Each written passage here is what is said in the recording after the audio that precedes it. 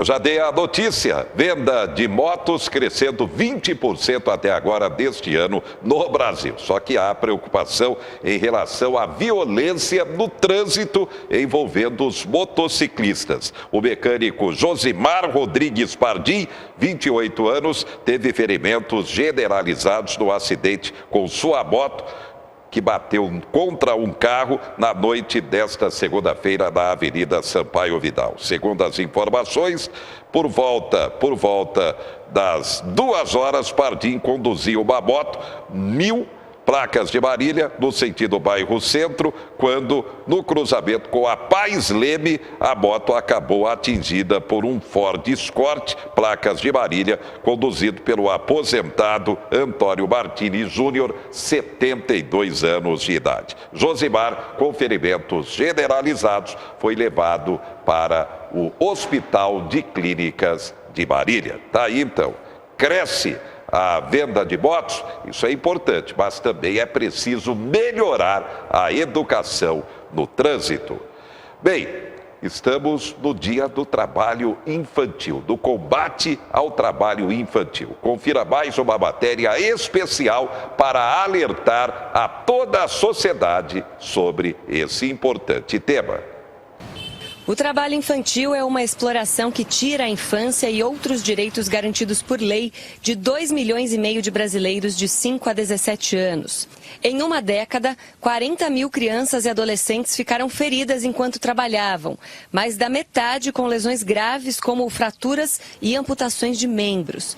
E 236 morreram antes mesmo de chegarem à maioridade por causa desse tipo de atividade. Crianças já com idade bastante pequena e adolescentes, eles vão sofrendo acidentes que acarretam problemas na coluna, às vezes paralisia de membros, corte de dedo, às vezes mutilação da mão, de braços. Uma criança e um adolescente que passam pelo trabalho infantil, dificilmente ele conseguirá chegar, quando adulto, no mercado formal de trabalho. O Brasil não conseguiu atingir a meta de erradicar as piores formas de trabalho infantil até 2016, como prostituição, tráfico de drogas, atividades rurais e domésticas, e já tem um desafio ainda maior pela frente. Em compromisso com as Nações Unidas para os Objetivos de Desenvolvimento Sustentável, o país tem como um dos propósitos eliminar por completo o trabalho infantil até 2025. É um paradigma que a sociedade brasileira tem, né? São 2 paradigmas. Um que é este, né? Melhor a criança trabalhar do que estar na criminalidade. Essa opção não pode existir. A opção que nós precisamos proporcionar para crianças e adolescentes é a opção do estudo. Tem um outro paradigma que acho que é importante a gente colocar, né? Que as pessoas costumam dizer: olha, eu trabalho desde pequeno e eu sou uma pessoa realizada, me dei bem. Bom, isso serviu para o passado, onde a legislação ela não proibia o trabalho infantil, né, anteriormente aos 16 anos, e certamente isso foi uma excepcionalidade. A Comissão de Constituição, Justiça e Cidadania da Câmara dos Deputados analisa um projeto de lei já aprovado em comissão do Senado para tornar crime a exploração do trabalho de menores de 14 anos. Trabalho que está também nas mãos da sociedade e é motivado pela pobreza. Por isso, o combate deve ser feito em várias frentes. Políticas públicas que combatam de forma eficaz a pobreza. Depois, punir quem utiliza essa mão de obra infantil. E a sociedade entender a importância de combater o trabalho infantil como um grande dano para as crianças, para as famílias e para o conjunto da sociedade. Um tema realmente para ser refletido por todos. Destaques do momento: exportação de café do Brasil tem menor nível em 14 anos após a greve dos caminhoneiros. O Supremo decide que só julgará ministros por crime ligado ao cargo. Ainda, prêmio da Mega Sena acumulado, 14 milhões. E Marília reconquista a regional da CDHU. O governador Márcio França acaba de confirmar que a regional da CDHU voltará para Marília. E atenção, abertas inscrições para o concurso de secretário de escola da rede estadual. É preciso ter pelo menos 18 anos e o ensino médio completo. O salário é de R$ 1.200. Vânia Françoso Belo de Lima, especialista em concursos públicos, falou sobre esse concurso para secretário de escola da rede estadual. É um secretário, né? Ou seja, ele é responsável pela matrícula dos alunos, pela toda a documentação, listas de chamadas, transferências dos alunos. É o serviço exatamente de um secretário em uma escola. O nome que se dá como agente de organização escolar. O que ocorre hoje? A função dele principal, que está no edital, é essa, com função de um secretário. Mas, caso a necessidade da escola necessite que ele vá ao pátio, cuide dos alunos, verifique se um professor chegou ou não, precisa fazer alguma alteração nos horários, ele também vai dar o suporte também ao auxiliar de coordenação, ao coordenador, ao diretor também, Zé. O concurso que vem por aí, falando então sobre ele. O concurso é uma grande oportunidade, principalmente para as pessoas que querem o seu primeiro trabalho, né, o seu primeiro serviço. Por quê?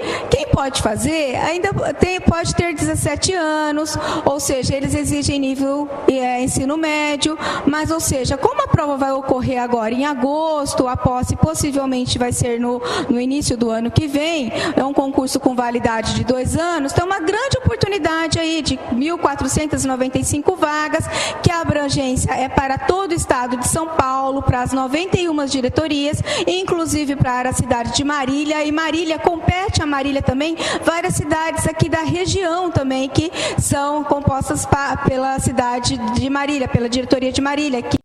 Aí então, 7 vagas para a Regional de Ensino de Marília. Atenção, inscrições até o dia 10 de julho e a taxa é de R$ 32. É claro que o assunto está sendo comentado em todo o mundo. É a paz mundial em jogo. O acordo de paz entre Estados Unidos e Coreia do Norte. Será que, na prática, dará certo?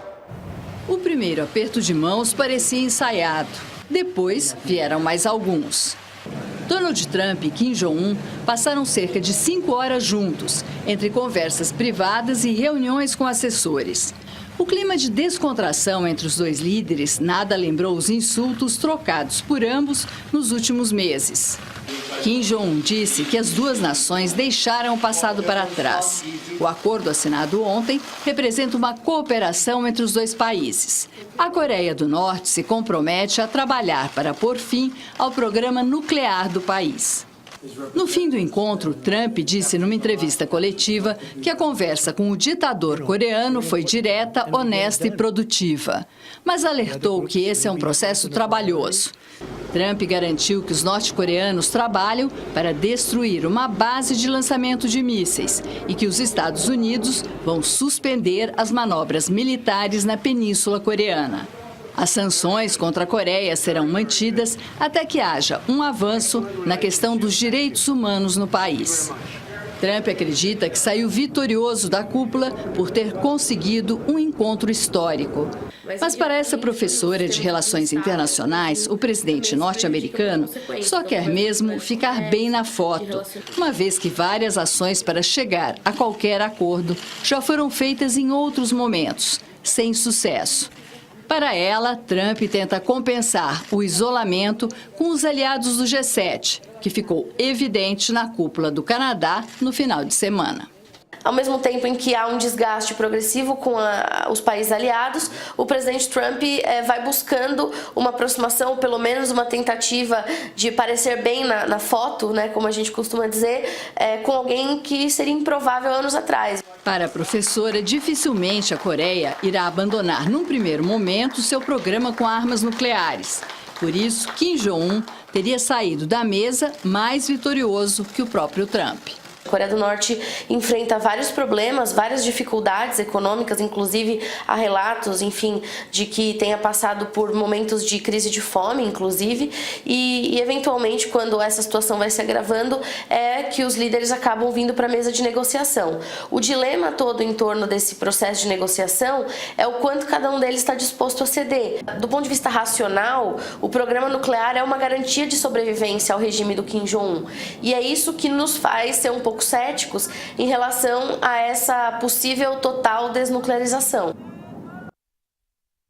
Paz mundial, é claro que há o reflexo na economia e no comportamento do dólar. A alta do dólar nos últimos dias afetando já de forma pesada a economia brasileira. Aqui chega a informação, vem aí aumento do carro, hein? Sobe o carro, sobe a moto também. O dólar fará preço do carro subir. A General Motors é a primeira a confirmar o reajuste. E é claro, a GM sobe, as demais montadoras irão subir também. Só o brasileiro que ganha em real, uma das moedas mais desvalorizadas do mundo nas últimas semanas. E é claro que isso tem afetado a própria reserva brasileira em dólar. As reservas internacionais são os recursos que o país tem em moeda estrangeira. Em momentos de crise, as reservas ajudam o Brasil a honrar suas obrigações em dólar, como importar produtos e pagar juros da dívida externa. Hoje, a reserva brasileira é uma das maiores do mundo, 382 bilhões de dólares. Quanto maior a reserva, mais segurança o país oferece ao investidor. Alguns analistas defendem que o governo utilize parte da reserva internacional para resolver problemas imediatos da economia, como a crise dos combustíveis. Mas outros afirmam que não há motivos para vender parte da reserva agora, já que ela funciona como uma segurança para o país. Quando o Brasil não tinha essa proteção, virou alvo dos especuladores financeiros e foi preciso recorrer ao FMI para saldar dívidas. Nossa vizinha, a Argentina, usou suas reservas e depois teve que apelar para o FMI. Conseguiu um empréstimo de 50 bilhões de dólares. O economista André Perfeito é contra o uso das reservas financeiras do Brasil. Porque o mercado, na medida que perceber que o Banco Central está querendo dar dólar à vista, ou seja, as reservas efetivamente, ele vai pressionar até tirar tudo, porque é óbvio, a gente vai saber, o mercado sabe que tem alguém querendo comprar ou vender a tal preço. E o mercado vai testar e forçar esse ponto até conseguir tudo que deseja no final das contas. O professor de Relações Internacionais Francisco Américo Cassano afirma que o uso da reserva tem que ser criterioso. O que não pode, por exemplo, é liquidar dívida pública, investir em infraestrutura, em obras que demorarão um longo período de tempo e os investidores ficarão atemorizados com isso e não gostarão de manter os seus investimentos nesse país. Um piloto de 19 anos de helicóptero de Veracruz, aquele da região de Marília, foi preso na tarde desta terça-feira transportando droga. Piloto do mega tráfico internacional de drogas. Ele acabou sendo preso na região de Ourinhos. Estava transportando 118 quilos de cocaína e quase 30 quilos de crack. O piloto, de apenas 19 anos, de Veracruz, foi preso e agora vai responder pelo tráfico internacional de drogas. E atenção, pecuaristas, prazo para vacinação do rebanho contra a aftosa foi prorrogado até este dia 15 por causa da greve dos caminhoneiros. Então, até este dia 15, a vacinação é obrigatória, embora na região de Marília o índice de cobertura vacinal esteja em 100%. Danilo João Poser, médico veterinário do Escritório de Defesa Animal da região de Marília, comenta a importância da vacinação. Boa noite, Zé Henrique. Boa noite, pecuaristas. Estamos aí, então, para dar alguns esclarecimentos sobre a nossa etapa da campanha de vacinação. E o que mudou, então? Explicando. Primeiramente, houve uma mudança do calendário. Nós tínhamos a vacinação de febre aftosa, maio até 2 anos e novembro o rebanho geral. Agora inverteu-se. Está se fazendo agora, neste mês de maio, todo o rebanho novamente, para que na próxima etapa, em novembro, se faça apenas o gado jovem até 2 anos. Então, todo pecuarista fica atento que maio, novamente, é rebanho geral. Então, para adequar com o restante do país e uniformizar, então, as campanhas, porque tínhamos problemas de transporte quando animais vinham de outros estados ou animais de São Paulo iam para outros estados e as campanhas não eram do mesmo período. Então havia problemas de chegada de animais, tem que fazer uma vacinação de reforço, tanto os que vinham de fora como os daqui, quando iam para outros estados. Mais dicas para pecuaristas com relação à vacinação. O que nós temos aí, que além dessa mudança do calendário, que os pecuaristas se organizem, comprem a vacina no dia da vacinação, nas farmácias veterinárias, cooperativas, onde elas são inspecionadas semanalmente pelos veterinários da Secretaria da Agricultura para ver o seu grau de conservação, transporte somente dentro de uma caixa isotérmica com gelo para preservar a vacina, separe os animais por faixa etária, bezerros, vacas, para não haver problema de manejo, e aplicar realmente todo o rebanho, com calma, subcutâneo, para que a vacina realmente tenha esse efeito. Risco de falta de vacina não há? Até o momento nós não temos notícia de que haverá falta de vacinas. Nós acreditamos que os laboratórios, como foram avisados com antecedência, que esta campanha no estado de São Paulo abrangeria todo o rebanho e nos outros estados já era todo o rebanho, não acreditamos que haja falta de vacinas. Bem, o que a gente tem observado na região de Marília é o índice de cobertura vacinal nas últimas campanhas de praticamente 100%. É isso, doutor Danilo? Não, realmente. Nós estamos em área livre com vacinação no Brasil todo. Tá aí então, campanha vai até sexta-feira e o Brasil já foi declarado livre da aftosa, mas com vacinação. Obrigado pela sua atenção e até a próxima.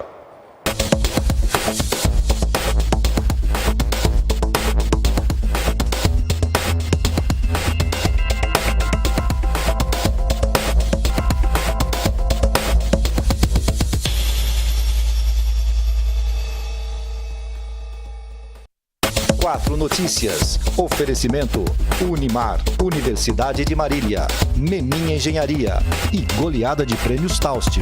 Cadastre-se no site e participe. Taust faz toda a diferença.